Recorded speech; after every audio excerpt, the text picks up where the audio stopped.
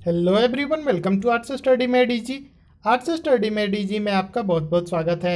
As you know that we have started political science series of class 6। This is the first lecture of chapter 9 that is urban livelihood.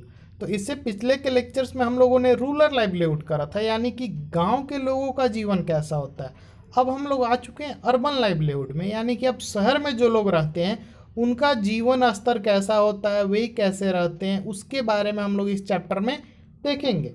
ये हमारा पहला lecture है, तो सबसे पहले आप गौर से इस पिक्चर को देखिए। मे भी आप किसी न किसी टाउन में ही रहते होइएगा, या तो वो काफ़ी बड़ा टाउन होगा या काफ़ी छोटा टाउन होगा। क्योंकि आप अगर लेक्चर को देख रहे हैं तो आप मे भी गांव से नहीं होंगे, अगर हैं तो बताइए कमेंट करके। तो आपको रूरल वाले में ज़्यादा इंटरेस्ट आया होगा, जो लोग अर्बन के हैं उनको इसमें ज़्यादा इंटरेस्ट आएगा, क्योंकि वे लोग इससे ज़्यादा रिलेट कर पाएंगे।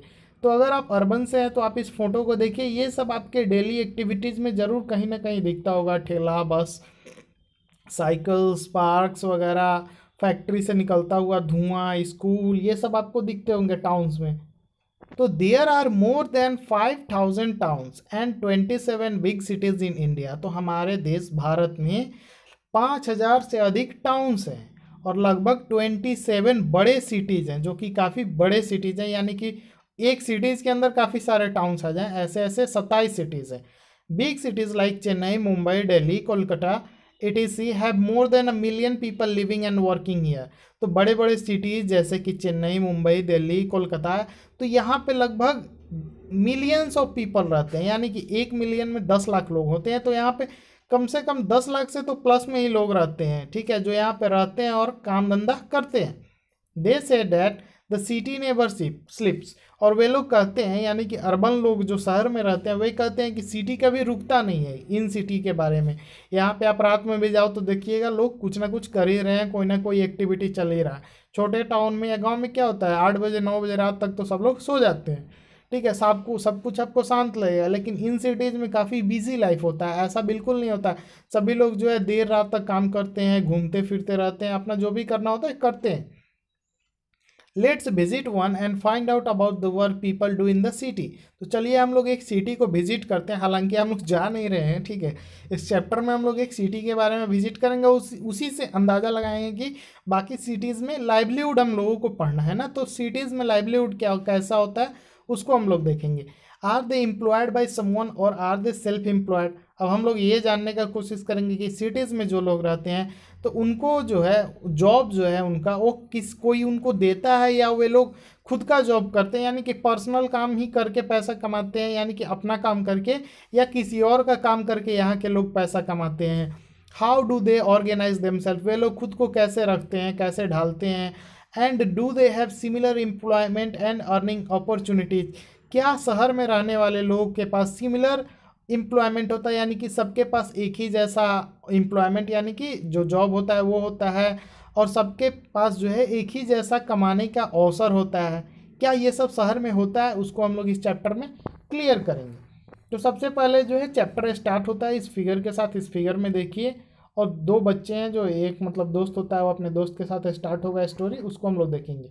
तो सबसे पहला जो है topic working on the street. तो इसमें हम लोग बेसिकली उन लोगों के बारे में पढ़ेंगे जो स्ट्रीट में या स्ट्रीट के रिलेटेड जो है काम में लगे रहते हैं, यानी कि गली में काम करते हैं, ठीक है। बड़े बड़े शहर के जो टाउन्स के जो गली होते हैं वहाँ पे एम्प्लॉयड है, वहाँ पे जो लोग काम कर रहे हैं उनका लाइवलीहुड कैसा है।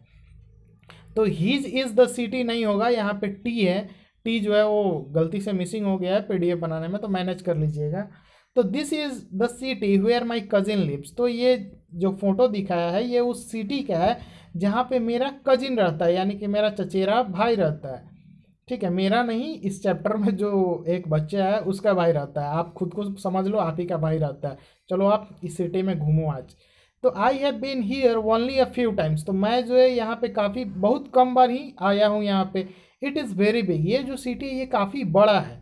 Once when I came here my cousin took me around. तो एक बार जब मैं इस शहर में आया था तो मेरा जो भाई है वो हमको जो है इस सिटी में घुमाने के लिए ले जाते हैं लोग, तो वो भी घुमाने के लिए ले गया। We left the house early in the morning. हम लोगों ने सुबह ही निकल गए, अपना जो है घर से सुबह ही निकल गए हम लोग। As we turn the corner on to the main street we saw that it was already buzzing with the activity. तो हम लोग जैसे ही अपने गली से बाहर निकले, कॉर्नर जो है उससे मेन स्ट्रीट पे आए, जो मेन गली होता है उसमें आए, तो हम लोग देखे कि क्या ये तो यहाँ पे अभी से ही सुबह में ही सारे लोग अपने एक्टिविटीज़ में क्या हो गए हैं, चालू हो गए हैं, अपना जो भी काम है उसको करने में लगे हुए हैं। The vegetable vendor was busy arranging tomatoes, carrots and cucumbers in basket at her stall so that people could see what she had to sell. जो वेजिटेबल वेंडर है, जो मतलब सब्जी बेचने वाली है, वो अपने ठेले पे टमाटो को, कैरेट्स को, ककम्बर्स को, इन सब को सजा रही है ताकि सभी लोग जो भी उसके पास आए वो देख सके इसके पास क्या क्या है, और जो उसको खरीदना हो वो खरीद सके, और वो भी उसको आसानी से बेच सके, इसके लिए वो सजा रही होती है।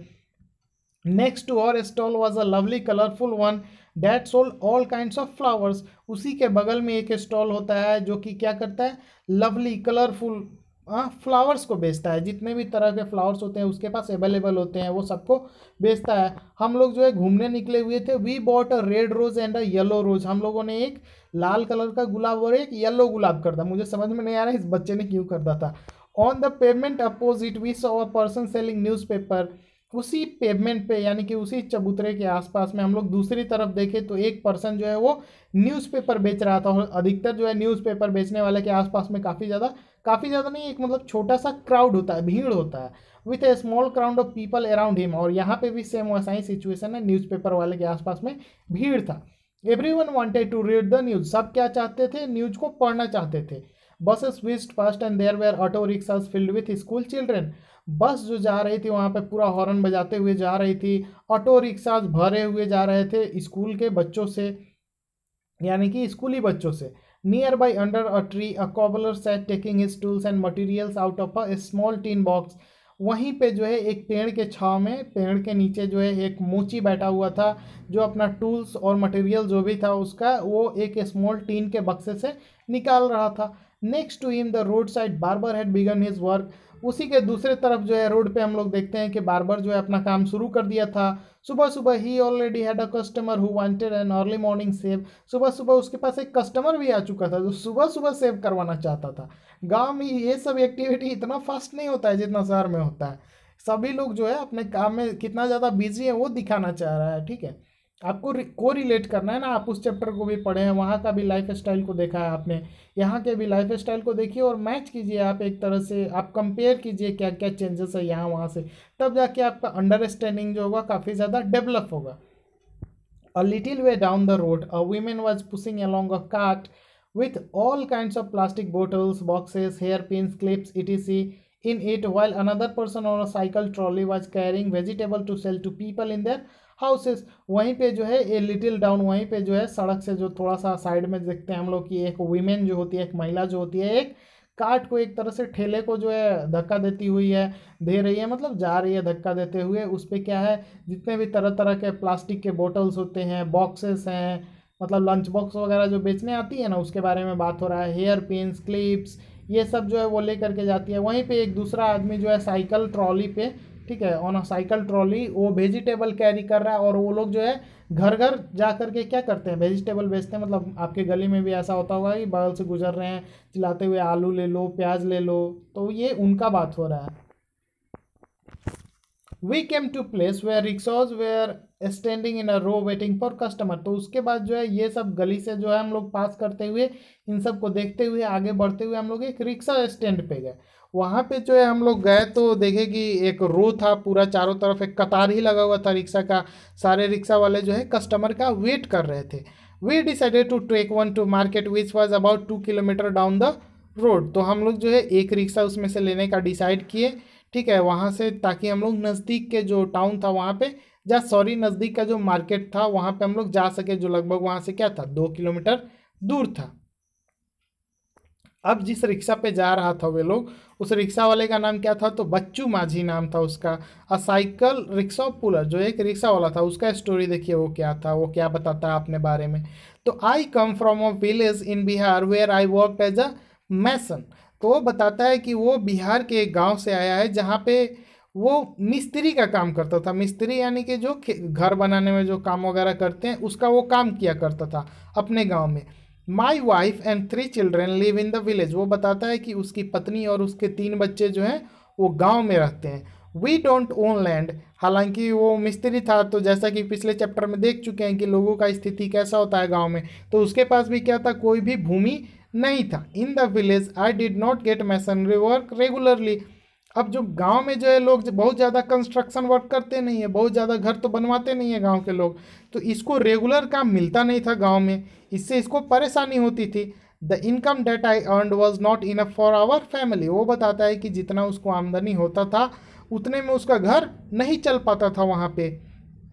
After I reach this city I bought an old cycle rickshaw and paid for it in instalment. तो वो बताता है कि उसके बाद जो है वो इस सिटी में आता है, यहाँ पे आकर के एक पुराना जो है रिक्शा खरीदता है और उसके लिए जो पेमेंट है इंस्टॉलमेंट में करता है, यानी कि हर महीने कुछ पेमेंट, जैसे 10,000 का रिक्शा है तो 1,000 पर मंथ दे सकता है। मैं एग्जांपल बता रहा हूँ, आप ये मत समझ लेना कि 10,000 का ही रिक्शा है।